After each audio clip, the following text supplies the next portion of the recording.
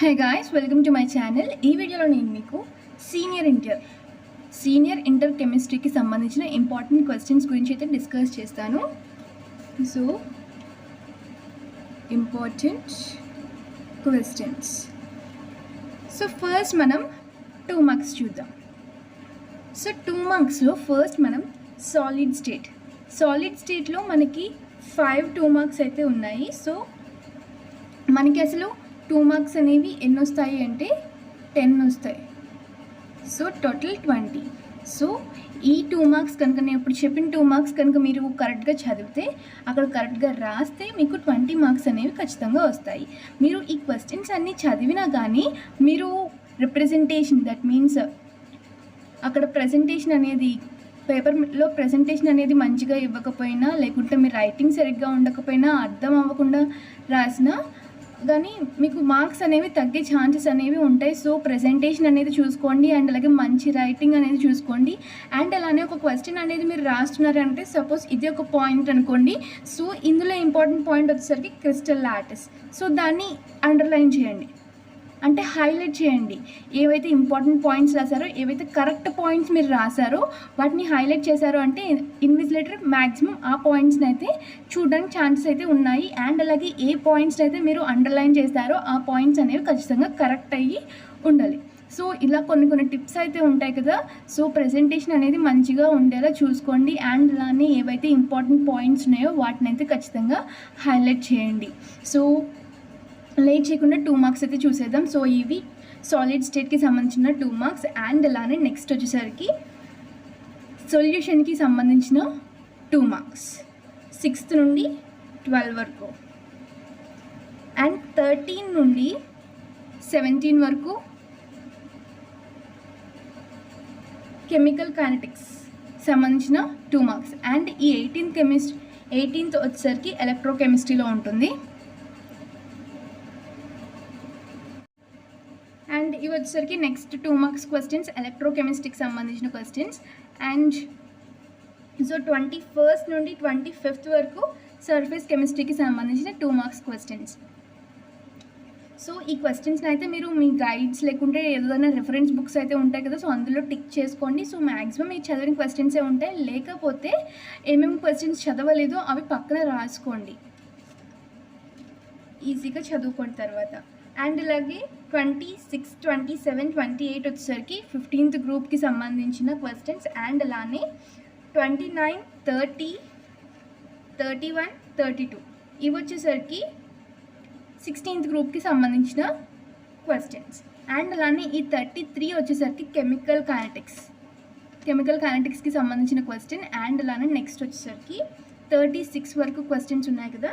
So ఇవి వచ్చేసరికి 34, 35, 36 వచ్చేసరికి 17th గ్రూప్కి సంబంధించిన క్వశ్చన్స్. అండ్ అలానే 18th గ్రూప్కి సంబంధించిన క్వశ్చన్స్ వచ్చేసరికి 37, 38, 39.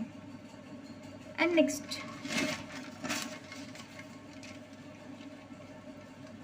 ఇవి వచ్చేసరికి నెక్స్ట్ 2 మార్క్స్ క్వశ్చన్స్.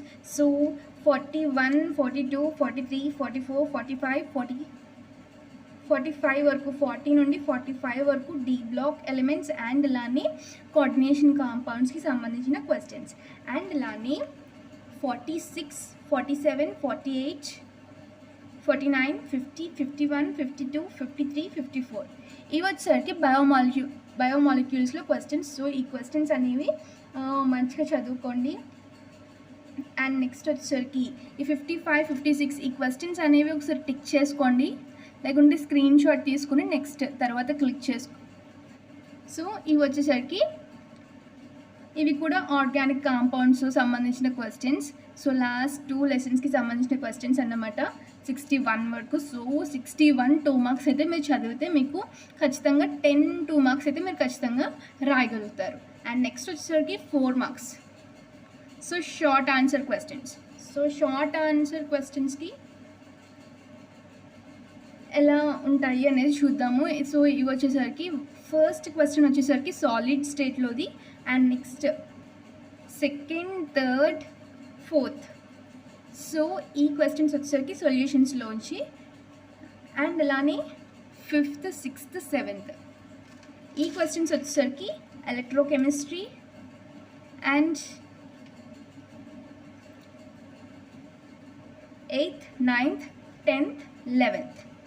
సో ఇవి వచ్చేసరికి సర్ఫేస్ కెమిస్ట్రీ. అండ్ ఇవి వచ్చేసరికి next 4 marks. So 12th question so ఈ 12th క్వశ్చన్ వచ్చేసరికి మనకి సర్ఫేస్ కెమిస్ట్రీలోంచి. అండ్ అలానే 13th క్వశ్చన్ వచ్చేసరికి 16th group. And 14th question వచ్చేసరికి ఇంటర్ హాలోజన్ అంటే 17th గ్రూప్. అండ్ 18th వచ్చేసరికి ఇక్కడ జీనాన్కి సంబంధించిన కాంపౌండ్స్ గురించి అయితే అడగడం జరిగింది. So it is 18th group. And next ఈ 17, 18, 19, 20. సో 21 కూడా D block and coordination compounds. And అలానే 22, 23 ఇవి వచ్చేసరికి బయోమాలిక్యూల్స్. అండ్ అలానే ఈ 24 నుండి మళ్ళీ ఆర్గానిక్ సంబంధించిన లెసన్ నుండి వచ్చాయి. హాలో ఆల్కేన్స్, హాలో అలీన్స్ అండ్ అలాగే ఇంకా ఆర్గానిక్ సంబంధించిన కాన్సెప్ట్స్ అయితే ఉన్నాయి కదా సెకండ్ ఇయర్లో. సో వాటి నుండి సో ఇవైతే మిగిలిన 25th, 26th వచ్చేసరికి మిగిలిన 4 మార్క్స్. సో మనకి టోటల్లీ 61 2 మార్క్స్ ఉంటే 26 4 మార్క్స్ అయితే ఉన్నాయి. అండ్ నెక్స్ట్ వచ్చేసరికి long answer questions next. So ఇది వచ్చేసరికి 8 మార్క్స్ ఉంటుంది ఒక్కొక్క క్వశ్చన్. సో మనకి ఇవి వచ్చేసరికి నియర్లీ ఒక 10 క్వశ్చన్స్ అయితే ఉన్నాయి. సో ఆ 10 క్వశ్చన్స్ ఏంటో చూసేద్దాం.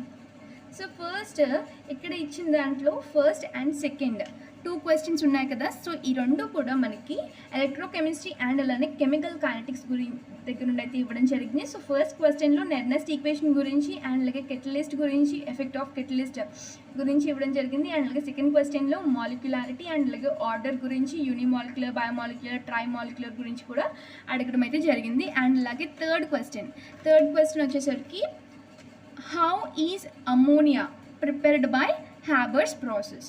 సో హ్యాబర్స్ ప్రాసెస్ గురించి అండ్ అలానే ZnSO4, CuSO4, AgCl వీటితో రియాక్షన్స్ అనేవి ఎలా ఉంటుంది దాని గురించి.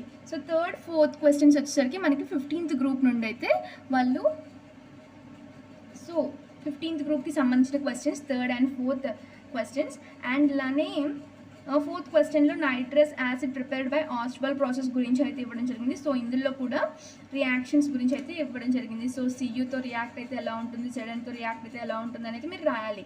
అండ్ అలానే 5th క్వశ్చన్ వచ్చేసరికి 16th గ్రూప్ నుండి. అండ్ అలానే ఇందులో కూడా ఓజోన్ అనేది ఆక్సిజన్ నుండి ప్రిపేర్ అవుతుంది కదా, సో అది ఎలా అవుతుంది అండ్ అలాగే ఈ రియాక్షన్స్ గురించి అయితే ఇవ్వడం జరిగింది.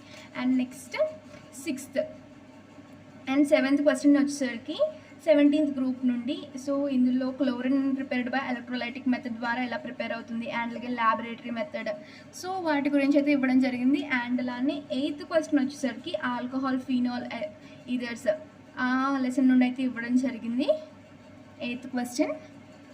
అండ్ నెక్స్ట్ క్వశ్చన్స్ చూద్దాం. సో ఇవి వచ్చేసరికి next questions 9th and 10th questions. So ఇందులో నేమ్డ్ రియాక్షన్స్ గురించి అయితే ఇవ్వడం జరిగింది.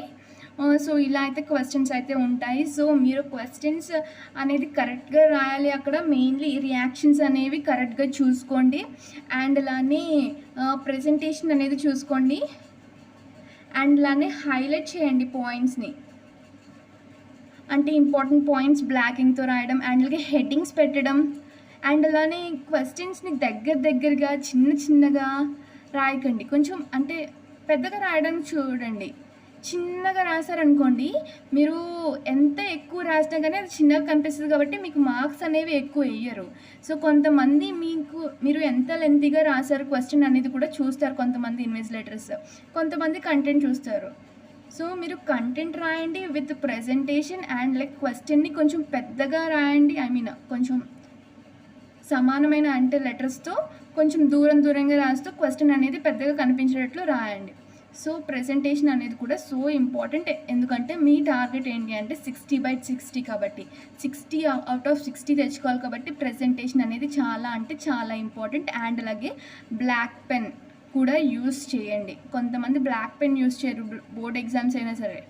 నార్మల్ ఎగ్జామ్స్కి బ్లాక్ పెన్ యూస్ చేయకపోయినా పర్లేదు, కానీ వీటికి కొంచెం యూస్ చేయండి. ఏమవుతుంది, ఒక 2 రూపీస్ పెట్టి కొనుక్కోండి.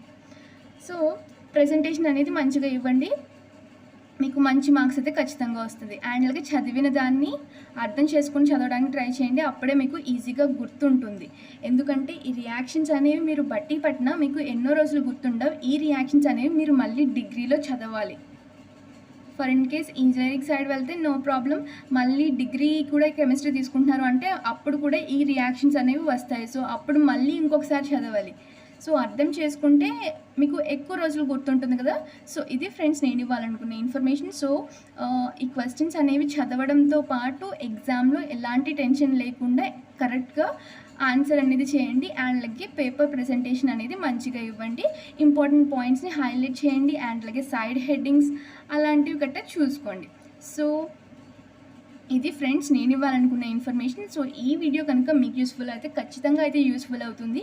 సో ఈ క్వశ్చన్స్ అనేవి చదివితే ఇవి వచ్చేసరికి 10 క్వశ్చన్స్ ఉన్నాయి, 2 మార్క్స్ వచ్చేసరికి 61 క్వశ్చన్స్, అండ్ అలానే 4 మార్క్స్ వచ్చేసరికి 26 ఉన్నాయి, టోటల్ 797. సో నియర్లీ ఒక 100 క్వశ్చన్స్ అయితే ఉన్నాయి. 100 చదివితే మీకు 60 out of 60 పక్కా వస్తుంది. సో ఇది ఫ్రెండ్స్ నేను ఇవ్వాలనుకునే ఇన్ఫర్మేషన్. సో ఈ వీడియో కనుక మీకు యూస్ఫుల్ ఉంటే ఖచ్చితంగా లైక్ చేయండి, షేర్ చేయండి, అండ్ మరి ముఖ్యంగా సురేష్ అండ్ ఛానల్ మాత్రం తప్పకుండా సబ్స్క్రైబ్ చేసుకోండి ఫర్ మోర్ వీడియోస్.